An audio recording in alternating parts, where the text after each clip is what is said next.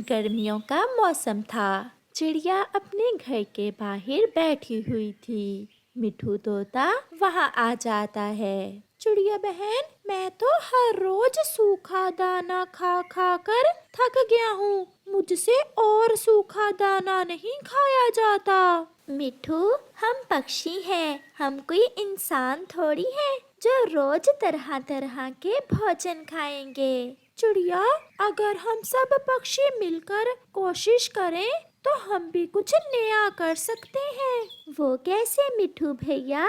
मेरे घर के पास जो खुला मैदान है, हम वहाँ सब्जियाँ भी तो उगा सकते हैं और कुछ फल भी। हम कर सकते हैं मिठू भैया, हम सब मिलकर सब्जियाँ और फल उगाने की कोशिश करेंगे। फिर सब पक्षी इकट्ठे होकर सलाह करते हैं। चिड़िया, बात तो ठीक है, मगर सब्जियों और फलों के बीज कहाँ से मिलेंगे? मेरे पास इसका उपाय है। मैं सारे बीज किसान की पत्नी से ले आती हूँ। उसने हमेशा हमारी मदद की है और वो आज भी मुझे बीज जरूर दे देगी।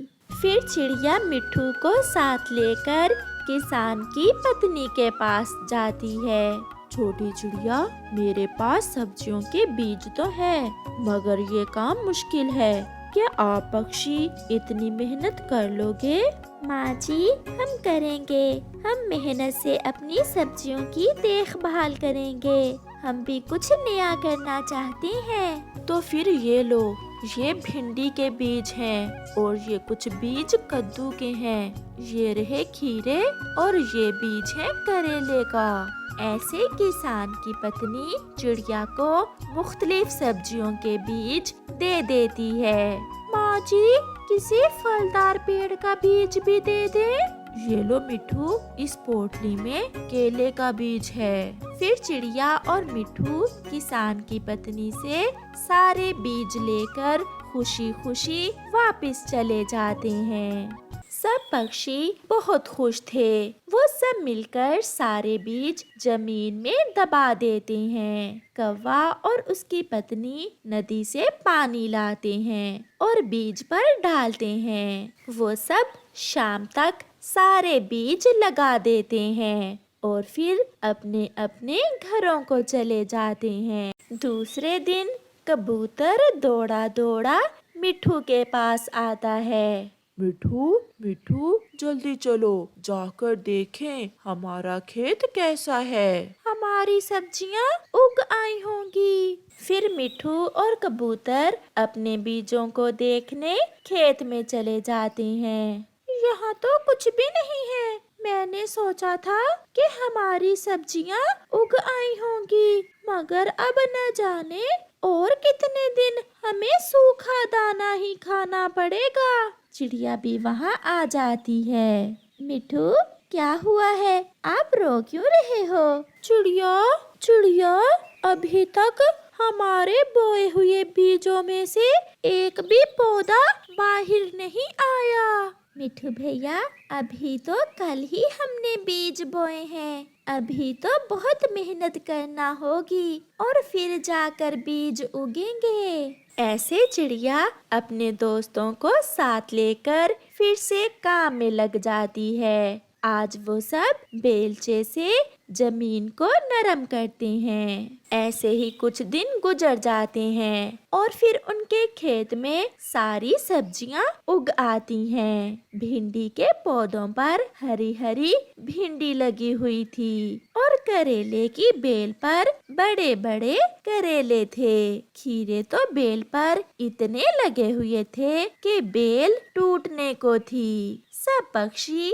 बहुत खुश थे। वो देखो, हमारे केले के पेड़ पर केले भी लग गए हैं। अब हम सब मिलकर मजे करेंगे। आज मैं आप सब के लिए भिंडी बनाती हूँ। और हम सब मिलकर मेरे घर में भिंडी खाएंगे। और मैं आज आप सबके लिए केले का शेक तैयार करूंगी। ऐसे वो सब पक्षी मेहनत से काम करते हैं और अपने लिए सब्जियां और फल लगा लेते हैं। प्यारे दोस्तों, इस कहानी से हमें सीख मिलती है कि मेहनत और लगन से हम सारे काम आसानी से कर सकते हैं। गुड़िया की मम्मा बहुत परेशान अपने घर में बैठी हुई थी जब गुड़िया नदी से पानी पीकर आती है। मम्मा, क्या हुआ? आप इतना दुखी क्यों है? सब ठीक तो है? बेटी, मैंने गोरी कव्वी से कुछ पैसे उधार लिए हुए थे। वो आई थी और बुरा भला बोल कर गई है। मम्मा, आप चिंता न करें, हम किसी न किसी तरह गोरी आंटी के पैसे वापस कर देंगे। दूसरे दिन अभी सुबह सुबह ही थी कि गोरी कव्वी फिर से आ जाती है। चिड़िया, क्या कुछ किया मेरे पैसों का? गोरी बहन, मैंने कल शाम भी आपकी विनती की थी कि मुझे 2-4 दिन का समय दे दें, मैं आपके पैसे लौटा दूंगी। देख लो चिड़िया, ब्याज बढ़ जाएगा। ऐसा न हो कि मुझे तुम्हें तुम्हारे घर से ही बाहर निकालना पड़े। 2 दिन में मेरे पैसे वापस कर दो। अगर ना किए तो फिर इस घर से जाने के लिए तैयार हो जाओ।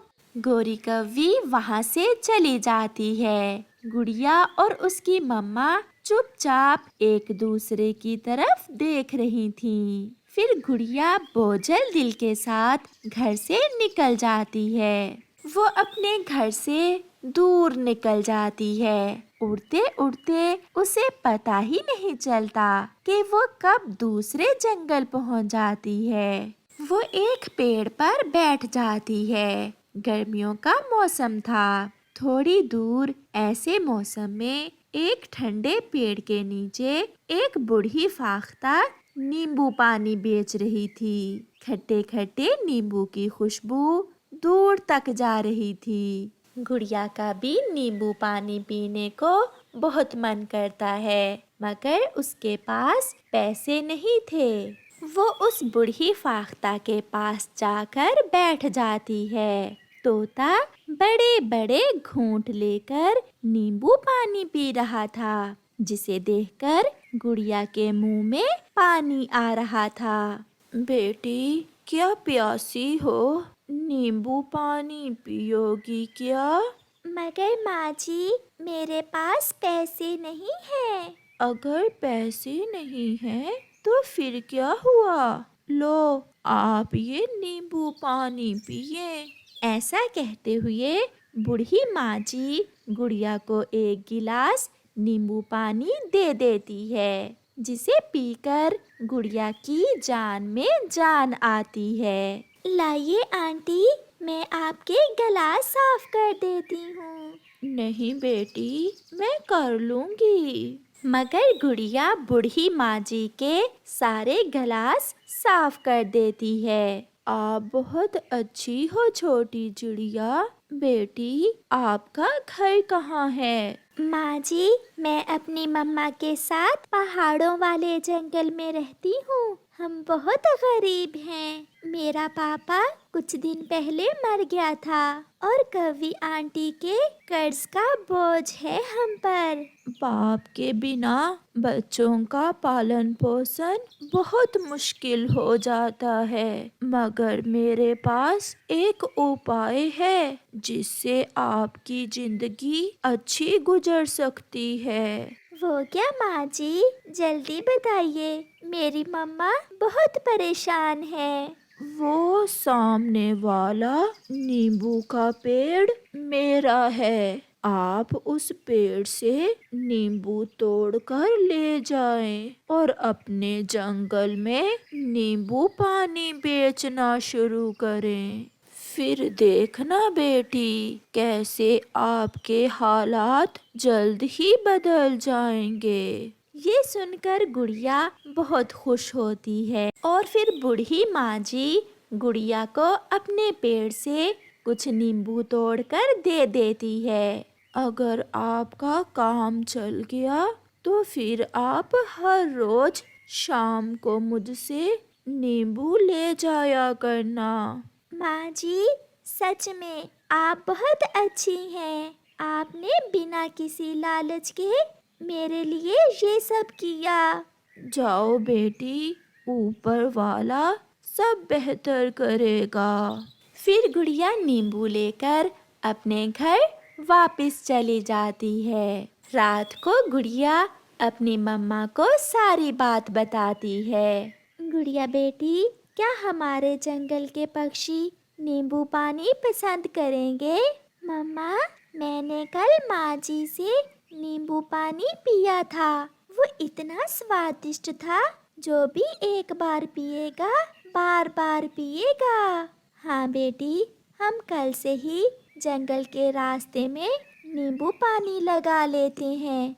हो सकता है ऐसे हमारे दिन बदल जाएं। फिर वो दोनों माँ बेटी ऐसा ही करती हैं और दूसरे दिन जंगल के रास्ते में नींबू पानी की रेहड़ी लगा लेती हैं। सबसे पहले कबूतर चिड़िया से नींबू पानी लेकर पीता है, जिसे गरम गरम मौसम में ठंडा ठंडा नींबू पानी बहुत पसंद आता है। चिड़िया बहन, मुझे आपका नींबू पानी बहुत अच्छा लगा है। अब मैं अपने सारे दोस्तों को भी नींबू पानी का बताऊंगा। देखते ही देखते चिड़िया का सारा नींबू पानी खत्म हो जाता है और उसे पहले ही दिन अच्छा मुनाफा होता है। ऐसे ही दिन और रात गुजरते गए और चिड़िया अपनी बेटी से मिलकर अपना काम ईमानदारी से करती रही। ऐसे वो दोनों माँ बेटी गोरी कव्वी का उधार भी चुका देती हैं और अच्छी जिंदगी गुजारती हैं।